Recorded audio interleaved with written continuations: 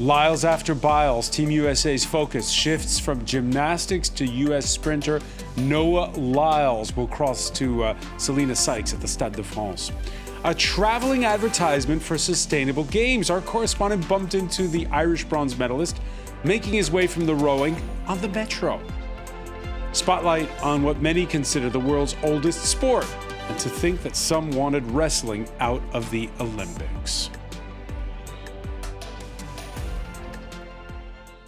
François Picard with you for another edition of Destination Paris in the company of Daily Beast contributor Craig Capitas. How's your Monday? My Monday was fine, but not as good as yours, because you just discovered that the ancient Olympians participated in the games naked, and the word gym is from the Greek gymnos, which means naked. All right, well, more on that. How's that for a tease later on in the broadcast?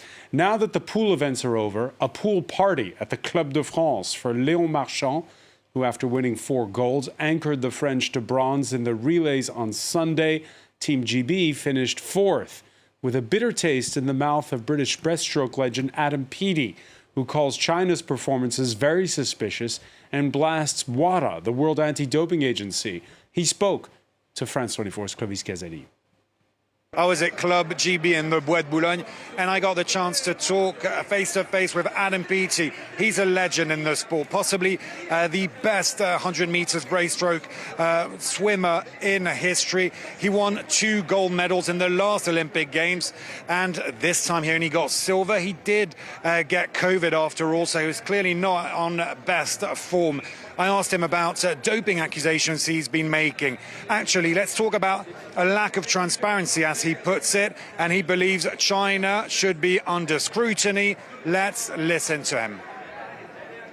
I think the lack of transparency is very disappointing, firstly, from WADA, and very suspicious. So, you know, I'm always a spoken athlete, because I know how hard it is for an athlete who plays fair and true to do this sport. And I don't want to leave it in a place where, you know, it may be in 4 years' time, leave it in a place where, you know, people are getting away with it. They should be held accountable, because not is it only fraud for the people that are racing, but it's fraud for the people watching as well. And we need to treat it as so. And we just need to be better. And the people who are doing those jobs need to do it better. There's a lot of great people in sport, amazing people, but there's also people who let it down. And I think the transparency is going to be absolutely, it's just going to be crucial the next, you know, few Olympic Games, to make sure that trust is still there. And clearly he needed Adam Peaty to get this off his chest. And I asked him, do you think you will continue swimming? Do you want to continue swimming, or are you going to retire? He said he needed to take time to think about the situation, take time to talk to his family and friends about it. Of course, when you're such a big swimmer, such an athlete, it's a lot of sacrifices, and possibly he wants to take some rest for a bit. Anyway, he said he wanted to go back to the UK, rest. These games were still good for him. He did clinch silver, and he saw his teammates win the gold in the 200-meter medley relay. So it was still good games for him. And I asked him, of course, him and his teammates, how have these Paris Games been according to you? And he said, great atmosphere. And his teammates said, yes, but the food not that great in the athletes' village. And that's why they got their own cook over. Clovis Caselli, we could talk about the British food not served enough at Olympic venues. But on a more serious note, last week we devoted an entire segment to the scrutiny under which the World Anti-Doping Agencies come under. Adam Peaty, mincing no words there. None. A lot of guts to do that, because the athletes classically have kept quiet about it because it's politically insensitive. Adam Peaty has a lot of guts to open his mouth. I think we're going to be hearing this from more athletes. It would be more of an issue if the Russians and Belarusians were here, because people really believe that they really juice themselves up. And we're going to hear more of this. What's the proverbial bottom line, Francois, is WADA, the World Anti-Doping Organization, can't be trusted. Craig, let's go to the track, the athletics track. Selena Sykes is at the Stade de France. Selena, You earlier in the day witnessed the final competitions of Simone Biles, and now we're looking ahead to what's up with Noah Lyles, who's already broken one record, winning the 100-meter dash by the narrowest margin in Olympic history. Yeah, Francois, that was such a race to witness yesterday evening here at the Stade de France. In the most dramatic of circumstances, Noah Lyles crowned the fastest man on the planet, edging out Kishane Thompson by 5 thousandths of a second. And it was also, of course, the first time in Olympics history that all finalists have finished under the 10-second mark. Lyles was on the back foot for the vast majority of that race, and that is why it was so impressive what he managed to do. He didn't get the fastest start out of the starting blocks, but he exploded in those last 10 meters. It was quite remarkable. Obviously, it went to a photo finish. No one knew exactly who had won until it was confirmed by that photo finish. And of course, Francois, he's looking to write his name in the history books even further, because he's going for that prestigious sprint double. No one's done it at the Olympic Games since the great Usain Bolt. He is putting himself up to that tough task. He's obviously got one race already under his belt with the 100-meter sprint, and the 200 meters is obviously his speciality. That's what he started out in. He's got 3 world championships under his belt in the 200 meters. He completed the sprinter double at the World Champions last year with the 100 and 200, might I add. Also, he got the 4x100 meter relay also under his belt. He's also going for that one, isn't he? Potentially getting that golden treble if the Americans manage to win with the relay. But obviously, we're starting off here with his 200-meter heats. Maybe he'll be taking it a bit easy after last night's dramatic drama. But he's going for it, isn't he, Francois? And he looks like he may well do it. We'll have to wait and see.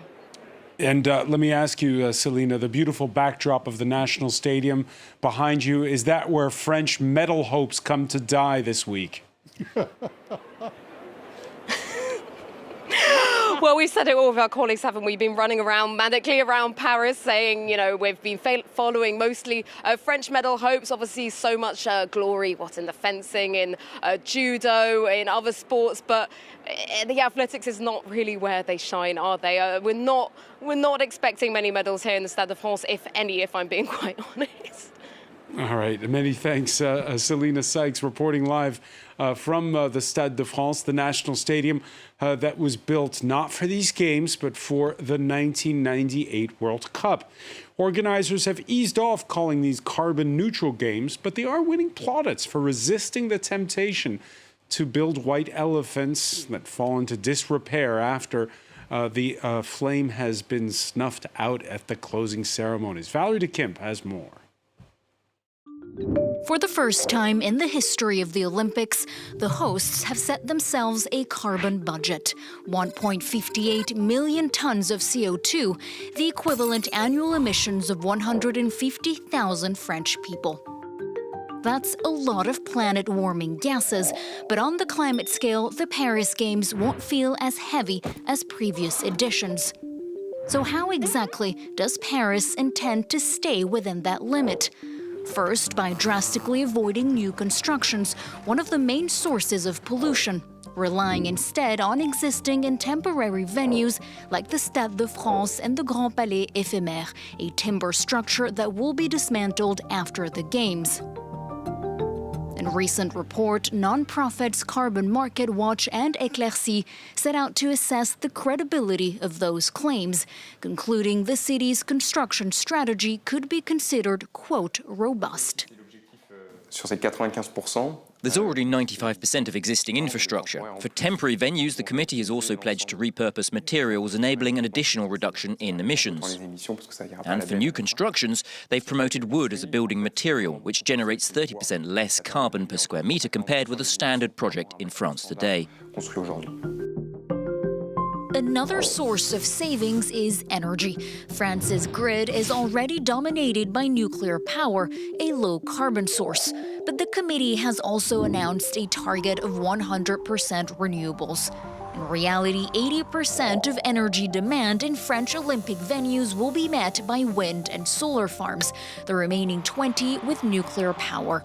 To compensate for this difference, state energy supplier EDF has committed to generating additional renewable power. In contrast, 4 million litres of diesel were burned during the London Games. For organisers, that model had to be avoided at all costs, ditching diesel generators in favour of power grid connections. Every venue hosting Olympic events will be connected to the power grid. This has never been done before. At previous games, some venues had to rely on diesel generators for power. We decided to install electricity terminals in places like the Trocadero instead of bringing in trucks full of diesel. But do such efforts go far enough to rein in greenhouse gases? With nearly 13 million tickets sold and 15,000 athletes competing, transport emissions are set to make up a third of the game's carbon footprint. Critics say organisers have failed to promote the use of France's extensive railway network. Take the Euro football tournament in Germany, for example. Train tickets were discounted for international journeys. There was also a 36-hour train pass, allowing event ticket holders to use public transport for free for 36 hours. None of that was done here in Paris. A full tally of emissions will be published by the Olympic Committee only after the Games are over in October. According to organisers, as of early June, 1/3 of the Games' carbon budget had already been spent. And joining us now is Leo McGuinn, but let me turn to Craig Kapitas first. Craig, interesting point made there at the end of that report about how recently when the Germany hosted the Euros, they discounted train prices. Here, they raised the price of metro tickets for those coming from out of town. Carbon neutral is the Olympic euphemism for we're out of cash, we don't have any money. The only green the Olympics were really concerned with is cash and making things work. And if you doubt me, if you think me a cynic, let's consider the Brisbane Games in 2032. They received the games because no one else was bidding. And they're only going to try and spend less than $4 billion on them. Los Angeles, okay, green games. You know how green they are, how lack of green cash they have? The canoeing and the softball will not be held in Los Angeles. They're going to be held in Oklahoma City, Oklahoma, because they're the only ones who would come up for the cash. And leaving Los Angeles to say, see how green we are? We're not building any extra stadiums. We're not building any extra facilities. It's a racket. Is it a racket, though? I mean, there are efforts, you saw in that report, there are efforts that have been made. A lot's happened since, just in the report they mentioned, since London. I don't believe it. Do we have time for the cup story? No, we don't. If you want to buy a Coca-Cola at the press center or anywhere, Coke is a sponsor. They charge you €3. And you say, okay, here's your €3. They say, no, you got to pay 2 more. What's that for? Well, we have to put it in a plastic cup, and that costs €2. And you say, well, why is that? And they say, well, health and safety concerns, sir. We can't trust you to drink a Coca-Cola out of a bottle or a can. But you can give us the plastic cup back and we'll refund your money. Well, why are they making plastic cups in the first place? There's thousands of them at the game. They're there to promote the sponsor, Coca-Cola. So don't talk to me about green. If we had more time, I'd give you 5 other examples. All right, well, I'll give a counterexample. Thank you. From the Emerald Isle, a bronze medalist who gets gold for going green, Irish rower Dare Lynch getting full marks for riding the metro. It was Clovis Caselli who spotted him. If you go on his Twitter account, Clovis, as you can even see the selfie he took, Leo McGuinn. Those are some pictures. Amazing, isn't it? You can just go on the metro. That's how Olympic fever Paris is at the moment. You go on the metro, you see an Olympian just standing next to you. I mean, I guess. Would you have seen that at past Olympics? That's the question. I don't know. I don't think so. No. I don't think so. No. Never. No. All right, then. It's only green because the guy's from Ireland. You know? Come on. Anyway, Leo, tell us. We mentioned Noah Lyles earlier.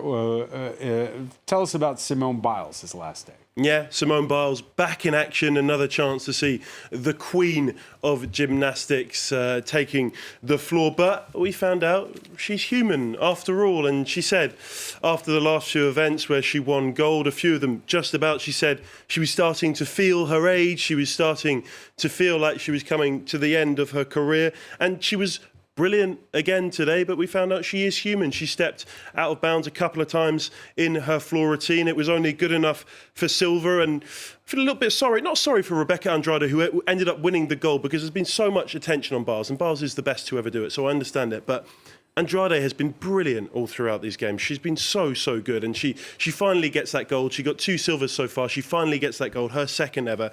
She was so brilliant today, and she's done it all with a smile on her face, and she deserved that gold. And Simone Biles, very gracious, coming second. It was a brilliant all-round final in the end. Let's talk about another mixed event, paired a male and a female athlete, and this is the triathlon. Took place early this morning. Yeah, it's an incredible event to watch, seeing these athletes running through the streets of Paris, as you say, a pairs event, a paired triathlon. It was Germany who won it in the end. It was the closest ending you could possibly imagine, a photo finish, Germany winning just ahead of Great Britain and the United States. Actually, Great Britain were announced to have come second for over an hour until they got up on the podiums. Great Britain got up in second. They thought they'd won silver, and they were told, actually, no, sorry, we've reviewed it. You're third. You're bumped down to third. It's the US in second. So, look, it was an incredible race in terms of spectacle, but we're all going to talk about the Seine, aren't we? Because 3 athletes were reported sick before it.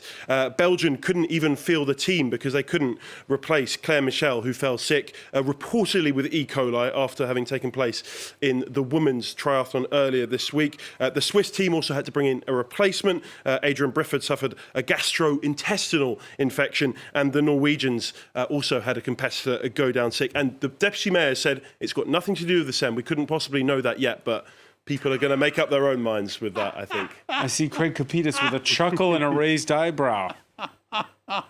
Oh, I'm going to leave it alone. Okay. It's we're talking about sustainable. I'm still trying to get Craig to go green here. It's a pop-up arena that's after hosting the judo, welcomes the wrestling. It means that they'll tear it down once it's all done. 10,000 square meters put up across the street from the Apropos Military Academy, the École Militaire. I'm talking about the venue, Craig, for the wrestling. And wrestling is considered by many to be the world's oldest sport.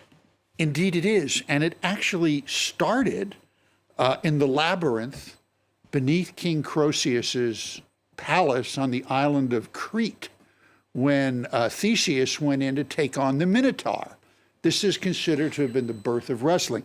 He used a type of fighting called pankration, which was a mixture of boxing and wrestling, no rules whatsoever except no eye gouging and no biting, unless they were having the competition in Sparta, where biting and eye gouging was, of course, legitimate. The Spartans, Thermopylae and all that. And it was out of this sport that the historians say that wrestling as we see it now was born, and boxing indeed was born. You have 2 types of wrestling. You have freestyle and Greco-Roman, and indeed the World Wrestling Federation. The TV wrestlers, Kurt Angle, 1996 gold medalist. Fake wrestling we're talking about here. Fake? That's the real thing. But no, they actually had a gold medalist as their world champion, a fellow by the name of Kurt Angle. Who ended up he broke his neck during the... Yes. Is that a true story? That is a true story. I mean, a guy was a beast, a tough wrestler. We saw him wrestle in Atlanta. He's a strong fella. What career does an Olympic wrestler have after the games? U.S. Defense Minister would be once. Defense Minister could do that. Yeah, that was Donald Rumsfeld. But was he a wrestler? At Princeton. But let me ask you, not an Olympic one. Craig, you talk about the rules evolving. Is it true that 1924, the last time Paris hosted the game, was the first time they put time limits on the bouts? Right, because the game before that, which was Stockholm, if I remember correctly, wasn't there. Leo covered it, he told me. I did in detail. That there was a wrestling match that went, how long, 40-some hours? Because the two guys wouldn't give up. There was a guy, there used to be tricks that they used to do. There was, to win before these rules really evolved, there was a guy, a wrestler by the name of Bill Bianchin, and what he used to do before a match, he'd get garlic juice and rub it all over his body and get out there. No one would want to be near him. So there were all these kind of wrestling tricks. Is that illegal now? Correct. Can you do that? Except in France. In France, yes. Under French wrestling rules or onions, garlic or onions, you can do that. And the wrestling is in the Olympics, but it was touch and go for a while. Yes, it was. What happened? Well, Why did they want to get rid of wrestling? On a serious note, many of these sports federations back in the late 90s and early 2000s were riddled with corruption. And a lot of people were really upset. It was part of what we were talking about yesterday, how, the Olympics have had a clean house, and the Wrestling Federation was one of them. And there was a real outcry by wrestlers around the world saying, why should we pay for the sins of this federation? So wrestling stuck around, in what they call flyover America, for instance, Iowa, Nebraska. Wrestling is huge. Where I grew up in Pennsylvania, wrestling, huge. Still today? Yeah. Oh, yes. I mean, it was scholarships, University of Iowa, Nebraska. It's a big sport. Mostly the freestyle. There's not as much Greco-Roman in the States as there used to be, but it's a really big sport. It's a big sport in high schools too, because no matter your weight size, you can participate in it. So. Leo McGuinn, we were talking earlier, playing that clip of Adam Peaty calling out the World Anti-Doping Agency. I know later you'll be playing that interview in full. Yeah, it's really interesting. It's great that Clovis got to talk to him earlier, and you can tell that he's an athlete, maybe at the end of his career, who's not afraid to speak out, and he calls himself outspoken in that interview. He talks about the WADA, the dispute against WADA. He's quite harsh against the World Anti-Doping Agency, and he also talks about his potential retirement plans with Clovis as well. It's 4 minutes, but it's fascinating. You can watch that tonight with us. That's going to be fascinating to see that interview, because this whole WADA thing is really going to explode in Los Angeles in 4 years' time. The Olympics will shut down and everyone will go to sleep and forget about it. And then LA will be upon us, and it's going to go off like a thermonuclear bomb. And we talked earlier about pop-up venues. I guess, unfortunately, where they're hosting the street basketball, the 3-on-3, they're not going to keep a basketball court at the Place de la Concorde once the games are done. Fortunately not. We can't all go for a pickup game on a nice Saturday night. Unfortunately, no. But they've got the 3x3 basketball finals for both the men and the women's tonight. And there is a chance for a medal for France in the men's. They're in the semi-final. They play that semi-final against Latvia. The 3x3, I don't know how it's gone down in general. People I've talked to, they've not loved the format. They're trying to bring in a younger audience, as we talked about before. But it'll be interesting to see how that goes down. But chance for a medal for France. If France do win, that will go down certainly well. But in the athletics, the big one tonight is the women's 800-metre final. All eyes will be on Keely Hodgkinson from Great Britain. She's only 22 years old, but she won silver in Tokyo as a 19-year-old. So impressive. In the semi-final yesterday, it looked like she was running a different race to everyone else. So far ahead, so composed. Anything less than gold for her will be a major disappointment. We've also got the pole vault final tonight as well. So there's a lot to look out for there at the athletics, as there always is in the second week of these games. That's right. Many thanks for that, Leo McGuinn. I want to thank Craig Kapitas.